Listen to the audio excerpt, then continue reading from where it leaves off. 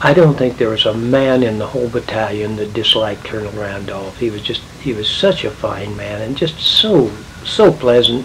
He was firm but pleasant. You know, he didn't take any bull, and he protected his people. You know, if they wanted to send tanks out without infantry, no way. No, you have to support them. If you want the use of our tanks, you've got to protect them. This is the reason why I think that the Tank Battalion and the infantry formed such a formidable team, because he helped them form that. The infantry didn't want to work without tanks, tanks didn't work without infantry. And as soon as we got to working together, you know, it was like the tank crew. You spent so much time together that finally you was a team in that tank. Well, you work so much, and like with me, I usually worked with the platoon of recon out of Kelly's 90th Recon. Worked with Mike with his 3rd platoon. Only time I got in trouble was that damn 2nd platoon.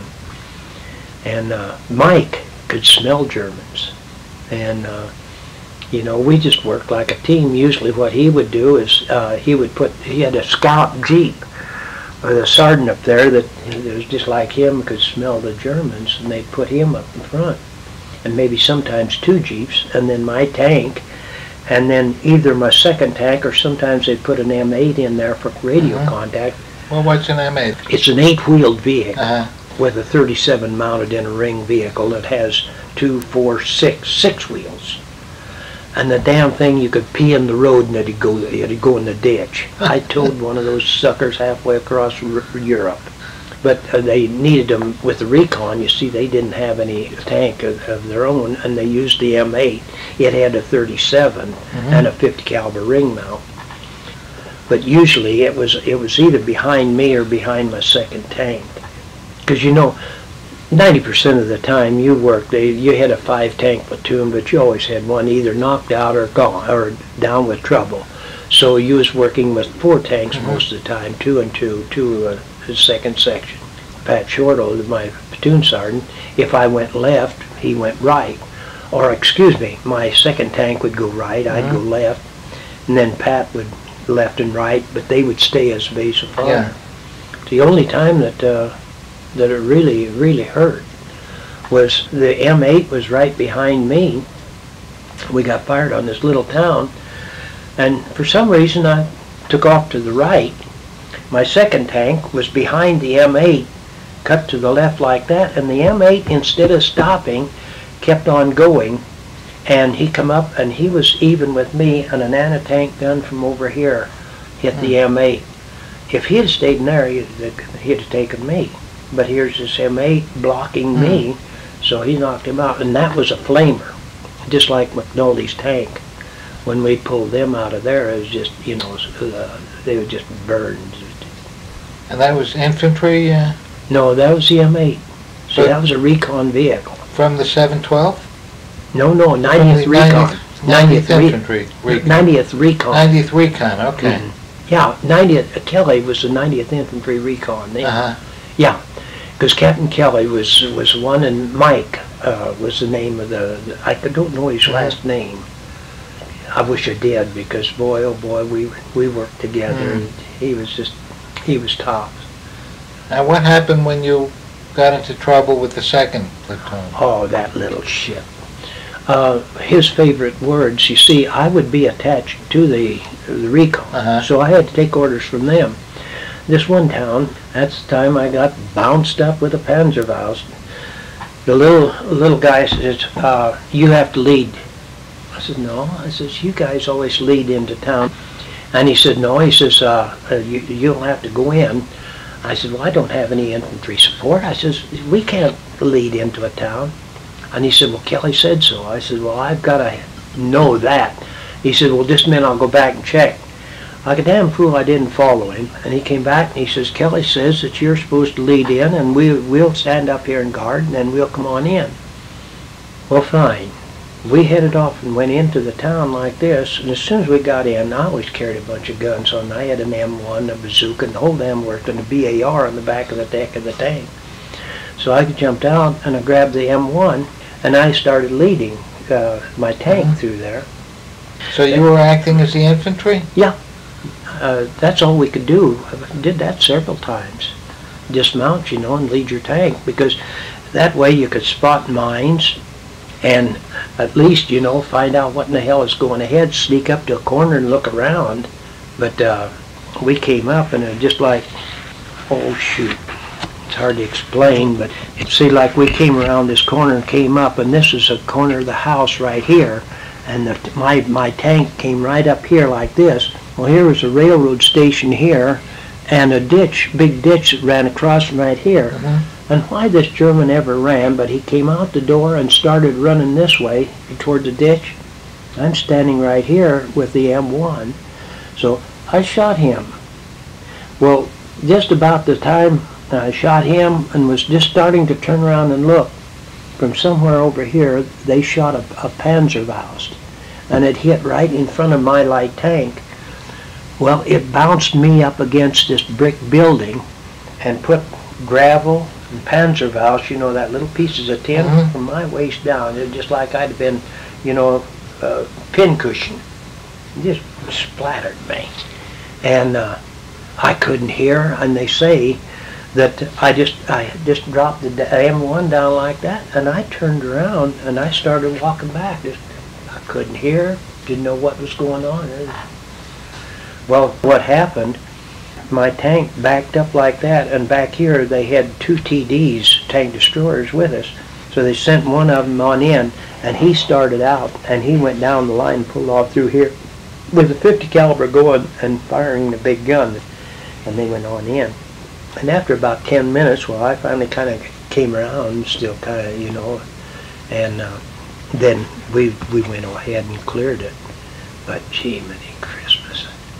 Yeah, the little devil, he lied to me, because later on I asked Kelly, I says, you know, I says, Captain Kelly, what is this deal? I says, anytime I'm working with Mike always gives me support. If we have to go in, he'll send a jeep ahead so that those men can dismount, and I'll be right there with him, but I've got support. I says, I wish I could remember his name.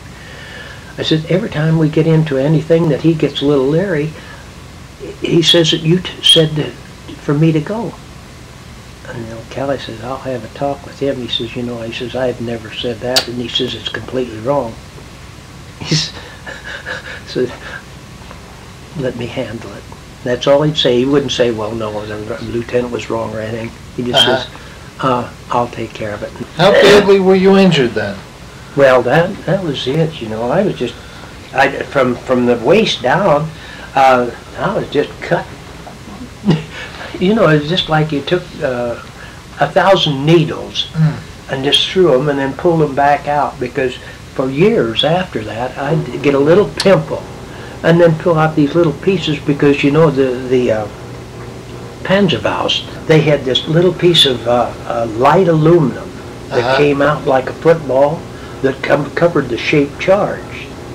And all that stuff, when that exploded, it just made itty-bitty shrapnels, and it just peppered me to beat the living shit. But you kept on going, or were you evacuated? No, I kept on going after I could kind of, you know, come to my senses, because, you know, really I knew that I was just bleeding and stuff like that, but I couldn't see anything, any big gashes or anything like that. So I thought, well, what the hell, you know, I'm still able to move. So we got in and we went on down about 2 more towns, and then settled in for the night. And that's when I grabbed my Jeep and went back to the medics. And I think it was Harmon, the sergeant back there. I told him, I said, to look me. I said, don't you evacuate me. I said, but I want you to look at this and see what. So he iodined me and gave me a bunch of stuff, you know, like that, so I could go back, because by the time if you was evacuated, you may not come back to your own company. But damn it, you know, it's little things like that. And that was the second time that guy had lied to me on that.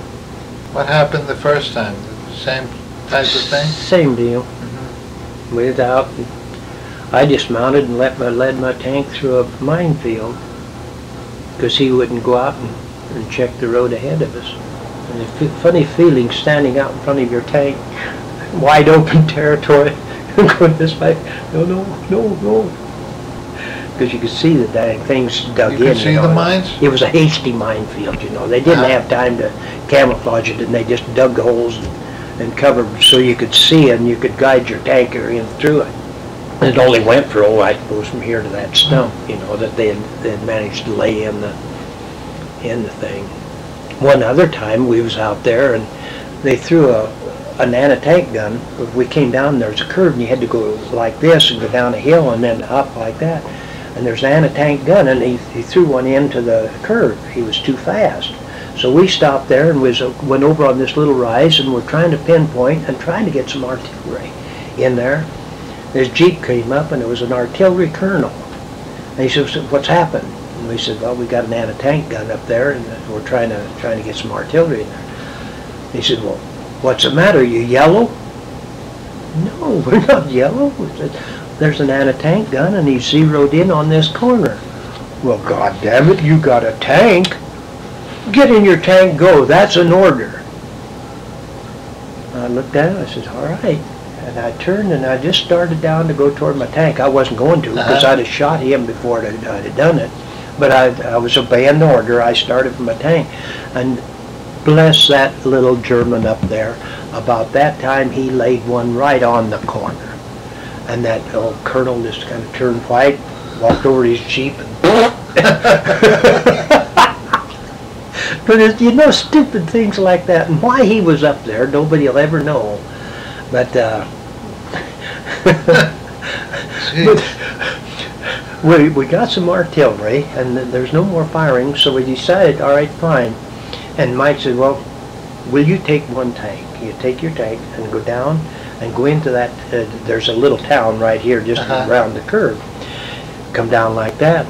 He says, if you could run your tank down into there, he says, I'm pretty sure it's clear. He says, and if there is anything over there, he says, it looks, usually they protect them with a machine gun, and my Jeep will be wide open. Boom, around the corner I go, I'll go down, we pulled in there, boogity hard left, you know, and pull in there, and I think, oh, I've got this building between me and that anti-tank gun. And I'm looking to turn it about like that, and this son of a bitch over here let loose with another anti-tank gun that we didn't know about. And I swear, if I'd have reached my hand up like that, I could have caught it. And I tell you, if you ever saw a man go to the bottom of a turret so fast in all your life, I would then I jump, boogie, back up, back up. Oh, shit. But I tell you, you know, your heart's just about that dang big around. But I just, you know, felt so safe. We got around the corner, got behind that building,